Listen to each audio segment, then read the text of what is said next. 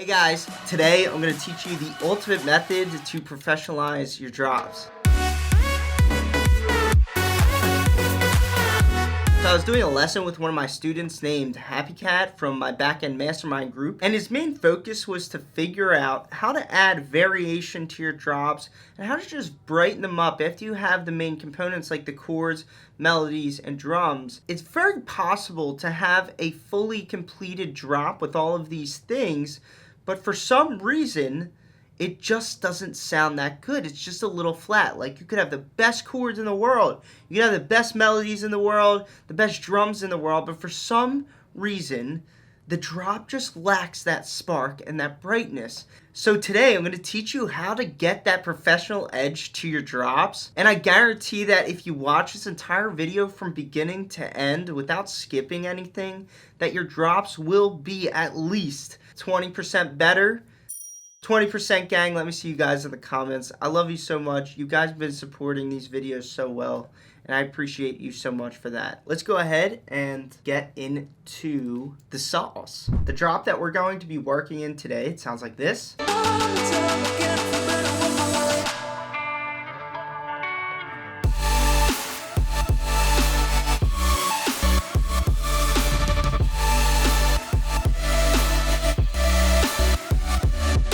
I'm so pumped about this drop. I love it, and honestly, 50% of the reason I'm making this video is just because I love this drop so much. So 8 bars, 16 bars, they are the very standard size for a drop, and what you do is you break a drop down into its 4 parts that make it up. So this is a very general, common size for a drop. So what I do is I break it into 4 main parts, and then there's the first half, then there's the second half of the drop. And what I do is I make sure that each of these 4 points, so right here, 1, 2, 3, and 4, have some type of variation to the drop. It could be a drum fill, it could be a bass fill, a melody fill, it could be a glitchy effect, a wobble. You can do anything you want there, but something has to happen, and I always do it with 2 elements minimum. So I might pick the drums and the leads, or the bass and the leads, or a glitchy effect and the drums.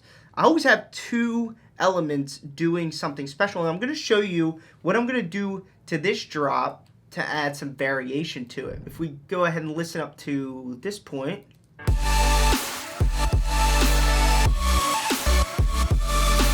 This was a very, very easy situation here because nothing's happening.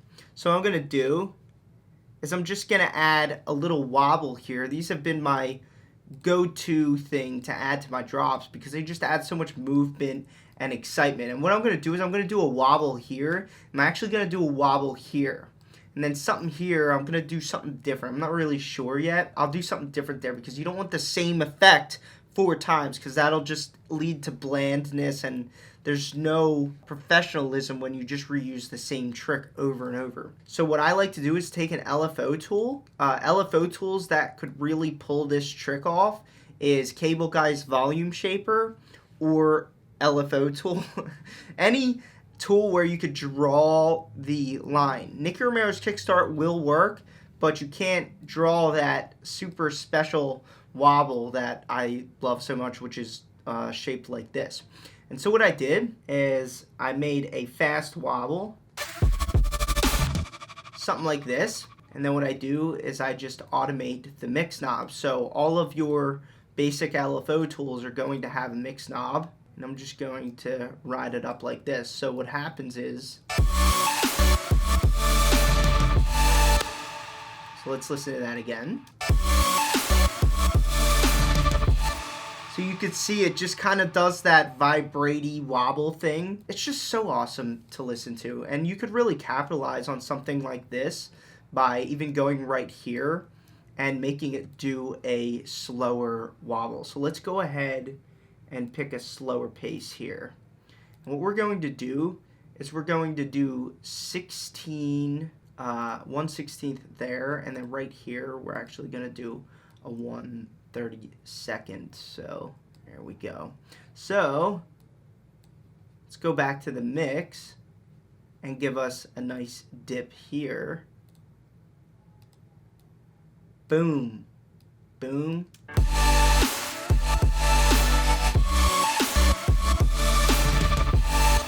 right there. You could do that all throughout the drop. Just make sure it has some symmetry. So I'm going to have the quick wobble here and here. And then I'm going to have the slower wobble here and here and here and here. So we have a couple different variations in the wobble, and that's going to go ahead and add so much excitement to our drop that people are just going to love to come back for more to see what excitement you got to offer in future songs. And so that was number one. So that's the first element of excitement. Like I said, I always have two elements of excitement. Number two is a drum fill. And what I like to do is use acoustic drums to do tom fills. They're the easiest ones to do. You can use them in every song, and they're bound to sound different from each of your other songs because they're drums. You'll never produce something that sounds exactly the same. It's very hard to do that. So again, we have this point, and this point out of the 8 or 16 bar drop. And so I'm going to come here, I'm going to add a drum fill, and I'm going to add a drum fill here. And then these two transitions right here and here are just going to be big transitions without any of these glitchy effects, and they're just going to do something different. And this is really how we, mark our territory with excitement. What I'm going to do is boom, boom. And then what I do is a nice lead up to that. So if somebody was playing this tom, it would sound something like this.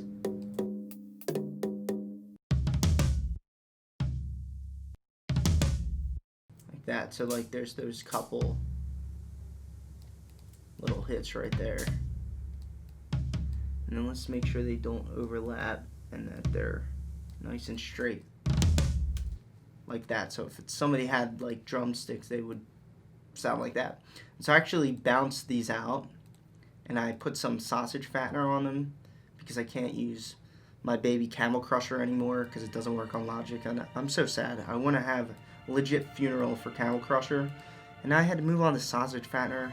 But I mean, sausage fattener is still pretty good. So let's go ahead, listen to this drop now with the drums and that little effect we just did, that wobbly effect.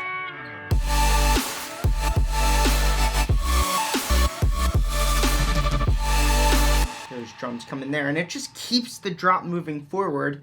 Alright guys, so now I'm going to show you the last transition in this drop, how all I did was lift up the drums and it ended up making an awesome transition.